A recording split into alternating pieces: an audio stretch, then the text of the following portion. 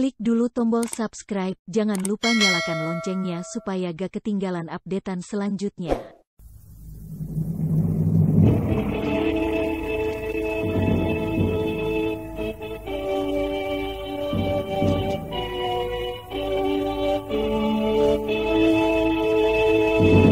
PT Sutra Perpindo Farma bersama Sanggar Cerita mempersembahkan serial Sandiwara Radio Mantra Naga Bumi.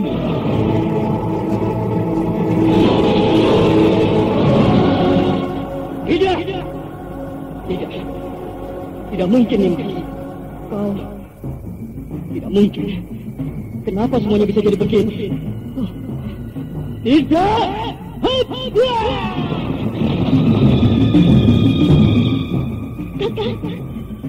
Kakak Rangga Geni. Kakak, kenapa kau tinggalkan aku, Kakak? Kakak.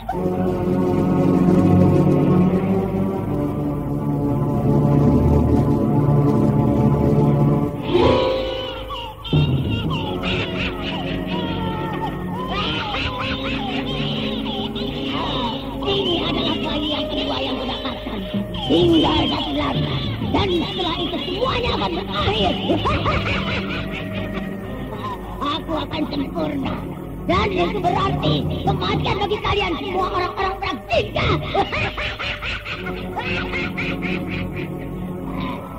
Darah-darah kalian akan kupersembahkan untuk dewa kegelapan. Kalian akan kuhancurkan. Kuhancurkan.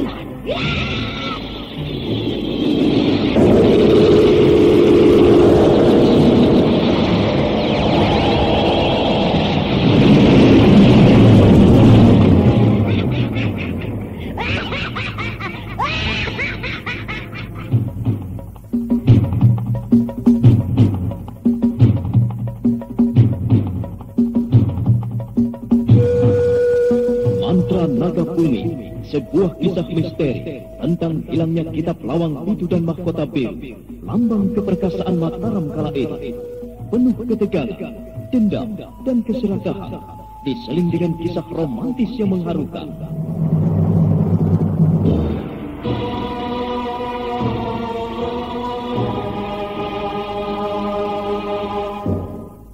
Mantra Naga Bumi, ide cerita, Totot Prambanan. Naskah disusun dan ditulis oleh Chandra Argadinata. Teknik dan montase Novin Muh. Ilustrasi musik Frans Harius. Dengan sutradara Dian Pertiwi.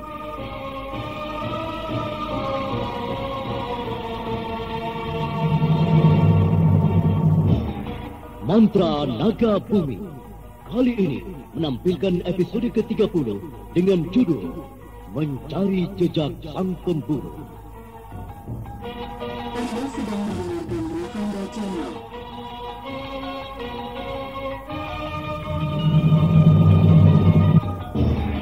Dalam seri yang ke-25 ini didukung oleh para pelaku Anes Sambayon sebagai Betari, Luki sebagai Seranti, Eli Anggreni sebagai Mbok Suru, Patsi sebagai Sentini, Herman sebagai Godam, Beni sebagai Kelantang, Jumali sebagai Watu Gajah, Joko Suroso sebagai Jaran Soto, dibantu oleh Mogan sebagai pengawal, dan Musri Nurdin pengantar cerita.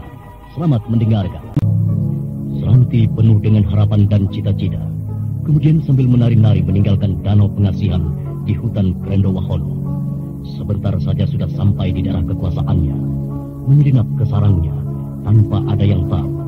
Kemudian duduk bersila di tengah-tengah kamarnya sambil membakar dupa.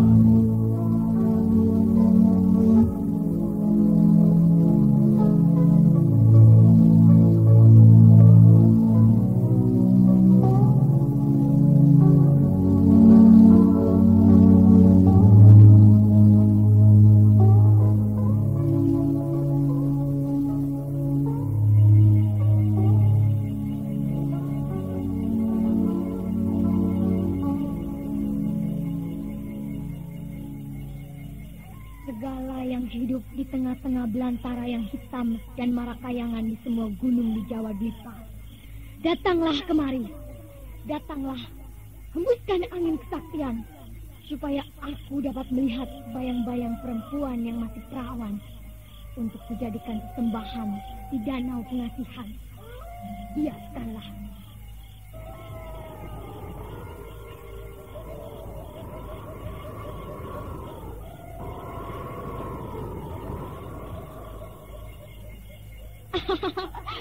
Bayang-bayang itu mulai nampak, mulai membias di antara asap dupa. Bayang-bayang itu begitu cantik kelihatannya. Ayo, biaskanlah yang lebih jelas, yang lebih nyata, supaya aku dapat menculik perempuan itu malam ini juga. Biaskanlah.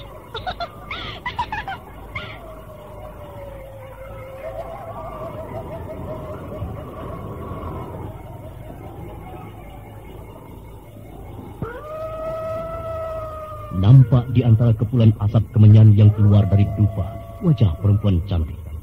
Mula-mula tipis bergoyang-goyang, lalu semakin lama semakin jelas dan Seranti terpekik kaget. Bayangan perempuan di antara asap dupa itu adalah bayangan dari dirinya di masa muda dulu.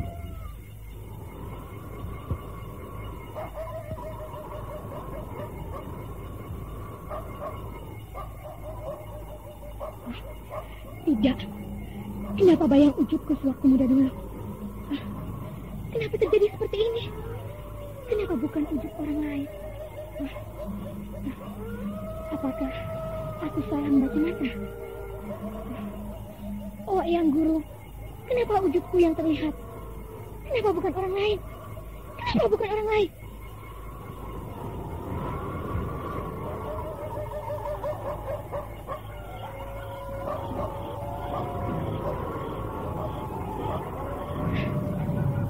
Tidak, Eyang Guru. Sebaiknya aku mencari perempuan muda mana saja yang sejuk. Sedangkan aku perempuan kota. Aku akan mencari tumbal untukmu, Eyang Guru. Malam ini, aku akan carinya.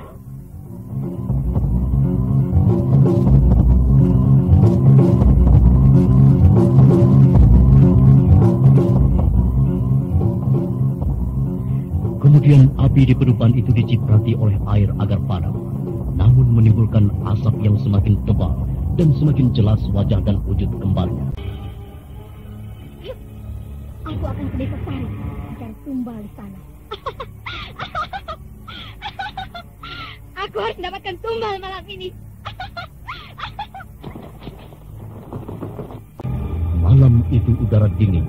Seranti menerobos Desa Sari, kemudian mencari mangsanya lewat lubang bilik yang diintipnya. Sementara itu di pinggiran Desa Sari, terdengar dua orang perempuan desa sedang bercakap-cakap.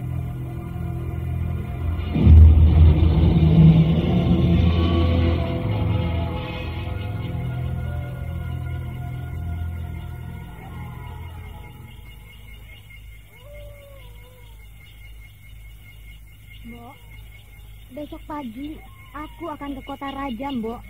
Membawa barang-barang dagangan itu, Mbok.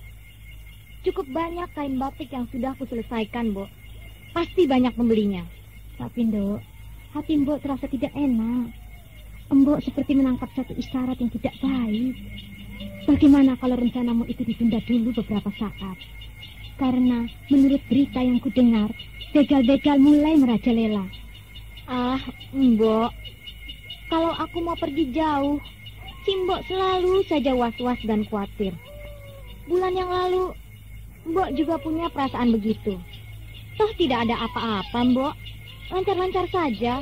Tapi perasaanku sekarang lain, Dok. Aku menangkap getar-getar yang tajam. Seolah-olah aku melihatmu terbang melayang bersama seekor burung gagak besar yang hitam, bermata merah membara. Ah, si Mbok, aneh sekali. Ucapan Mbok seperti ucapan seorang pujangga saja. Sebaiknya simpan saja perasaan jelek itu, Mbok. Mendugalah yang baik, supaya perjalananku nanti selamat, tidak ada halangannya, Mbok. Kamu nekat sekali, Dok. Ya, baiklah. Semoga tidak terjadi apa-apa denganmu, Dok. Nah, sekarang sebaiknya tidur dulu, supaya besok pagi kau tidak mengantuk selama dalam perjalanan. Ya, Mbok. Pembicaraan dua perempuan itu didengar dan diintai oleh Seranti. Nampak wajah Seranti yang tersenyum seperti iblis, kemudian membaca mantra penidur. Sebentar saja 2 orang perempuan di gubuk pinggiran itu tidur dengan lelapnya.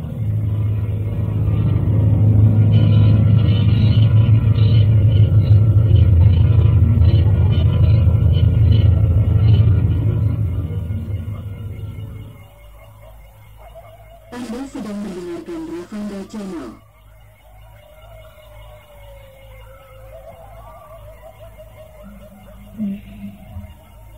Mereka telah terbius oleh mantra yang kubiaskan. Sekarang aku akan membawa perempuan muda itu.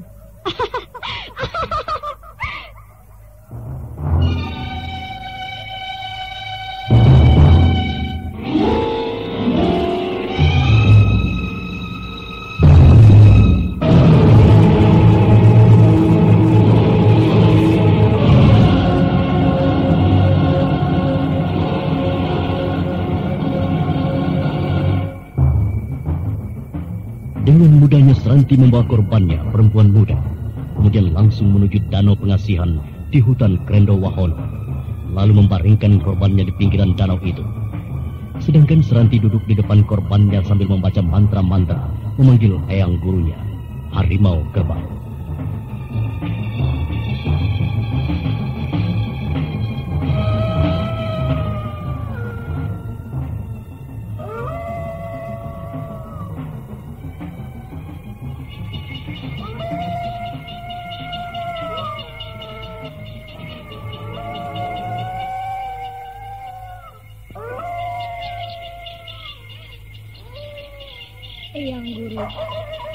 Eyang Guru, aku datang membawa sesembahan untukmu. Terimalah persembahan ini, Eyang. Terimalah, Eyang.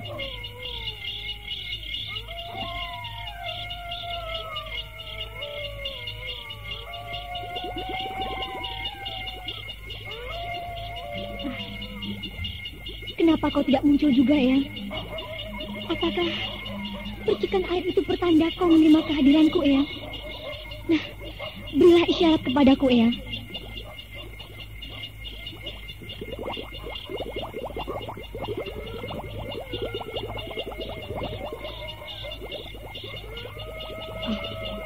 Kau telah memberikan tanda, Eyang. Baiklah, akan kutinggalkan sesembahan ini, Eyang.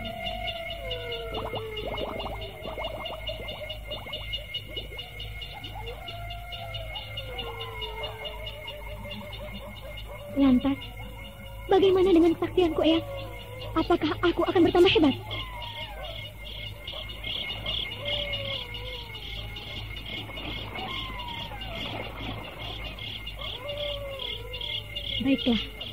Baiklah, Eyang. Aku melihat air danau bergerak keras. Ya, aku akan segera kembali ke tempatku, Eyang. Aku akan mencari Godam sebagai musuh beratku.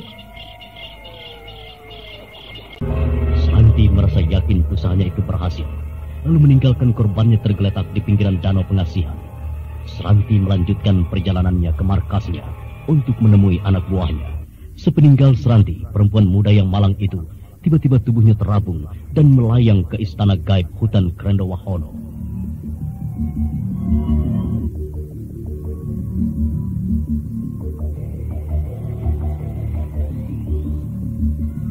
Pukulan hamba telah menyelamatkan perempuan ini dari kejahatan yang dilakukan oleh Seranti. Ya, biarkan saja dia mengasuh dulu di kamar kepultren, ditemani dayang-dayang. Sekarang tugasmu ialah pergi menemui Godam. Jangan sampai perjalanannya tertunda gara-gara ulah Seranti. Hamba Pukulun, siap melaksanakan tugas. Nah, ini kau kubekali dengan tombak pendek untuk berjaga-jaga. Jika sewaktu-waktu muncul harimau kerbau menghadangmu, habisi saja dengan rogo rangsang ini. Hamba Pukulun. Nah, berangkatlah sekarang. Melaksanakan tugas.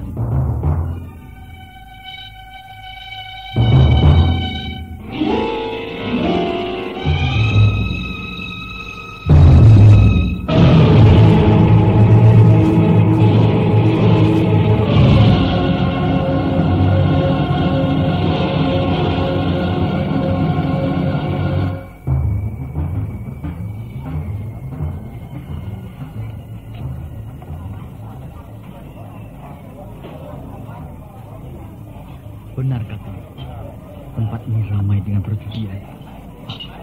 Aku tidak berani untuk bergabung di perjudian itu, Kakang. Kita hanya berpura-pura saja bergabung. Tapi jangan sekali-kali kita memasang taruhan. Kalau orang-orang itu menantang kita bertaruh, kita letakkan saja pedang kita di atas meja cuci dadu itu. Kau mengerti maksudku? Iya, Kakang. Aku mengerti. Ayo, kita membawa ke sana. Itu mereka di sana. Iya. Apakah semua teman-teman kita sudah memberikan isyarat untuk mengepungnya supaya mereka tidak lolos? Iya. Aku telah menyampaikannya pada pimpinan rumah perjudian ini. Awas kantang! Ya! Hampir saja. Ya!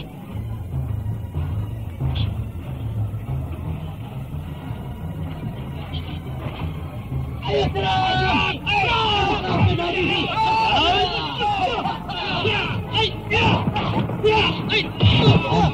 Apa dua rencana? Bagaimana ini masuk aja? Mereka salah menerima itu berikan. Maksudmu bagaimana? Tadi aku sampaikan kepada pimpinan perjudian ini. Apabila aku masuk bersamamu, berarti penangkapan segera dilakukan. Aku yang salah. Aku langsung masuk menyelinap kemari. Ya, gara-gara kesalahanmu, kita harus membantu Raya Godam. Ayo, kita ke sana. Baiklah. Hei, awas Godam, di belakangmu.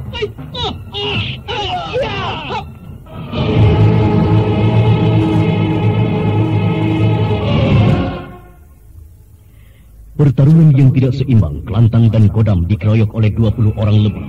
Kemudian Godam dan Kelantang melesat keluar supaya lebih leluasa menghadapi lawan-lawannya.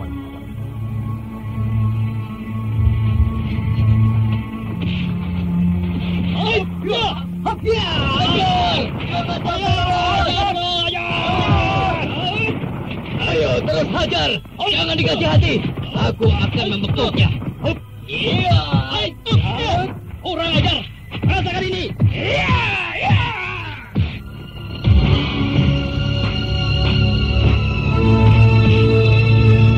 Dengan beberapa kali lompatan, Godam menyabetkan pedangnya ke kiri, ke kanan dengan kerasnya.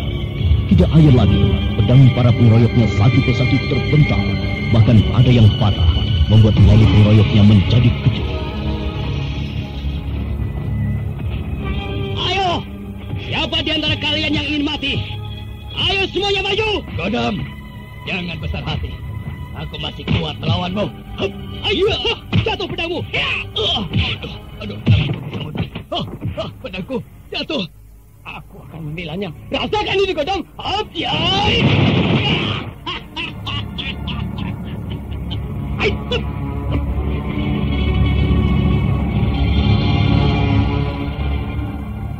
Pedang Jaron Seto pun tidak mampu menandingi pedang Godam, membuat semua pengeroyoknya satu persatu mengambil langkah 1000.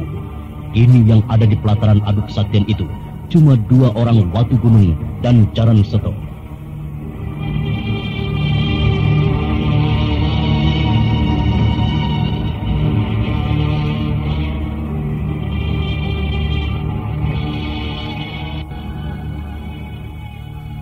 Kenapa tidak kau bunuh saja aku, Godam?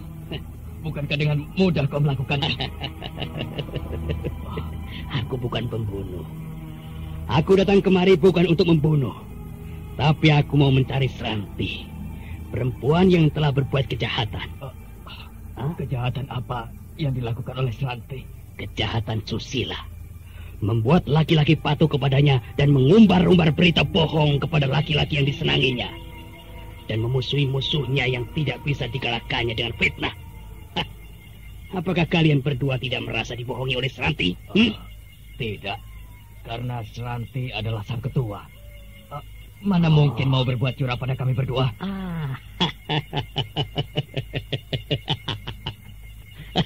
Ternyata kalian telah terpedaya oleh ilmu peletnya. Hingga kalian mau membela sampai mati. Sayang, apa yang kalian lakukan akan menjadi sia-sia belaka. Kalian tidak berguna untuk menjadi laki-laki yang baik. Sayang sekali. Tentu sebentar lagi jiwa kalian akan digerogoti oleh ketololan. Kau terlalu banyak omong, Godam. Ayo, Ayo cepat kau benamkan pedangmu. Aku bersedia mati untuk sang ketua. Ayo bunuhlah. Kenapa kau tertawa saja? Kenapa kau sekarang tidak mau melakukan itu? Sobat, hidup adalah sesuatu yang indah dan dilambari oleh kasih sayang. Aku tidak berhak membunuhmu, tapi Dewata Agung yang berkenan menghukum ketololanmu, yang tidak punya iman teguh. Omong kosong. Kau bicara begitu supaya kami berdua menjadi pengikutmu. Kau mau menjebak kami, supaya kami berdua dengan mudah disuruh melakukan apa saja. Kau memakai kedok kebaikan seolah-olah seorang pendeta.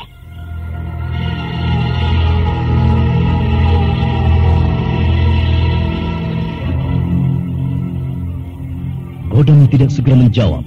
Dadanya turun naik menahan marah. Ingin rasanya menyabetkan pedangnya ke leher Jaran Seto. Namun hati sucinya mencegahnya. Sementara itu Kelantang menjadi khawatir akan keadaan Godam. Takut kalau Godam tidak dapat menguasai dirinya. Kemudian Kelantang mendekati Jaran Seto. Sobat, untung saja Godam telah berubah sepak terjang.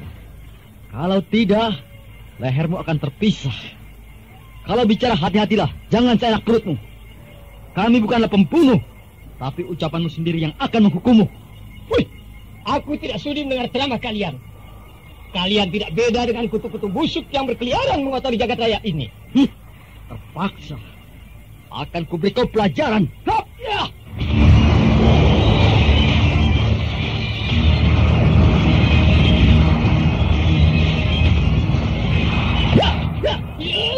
Ya. Tahan!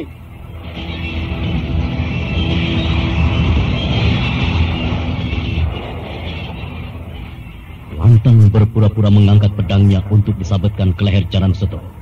Pada saat itu, bertepatan datangnya Seranti dengan lompatan saltonya. Matanya liar memandang Kelantang dan Godam. Sementara Godam dan Kelantang cuma tersenyum saja, membuat Seranti geram.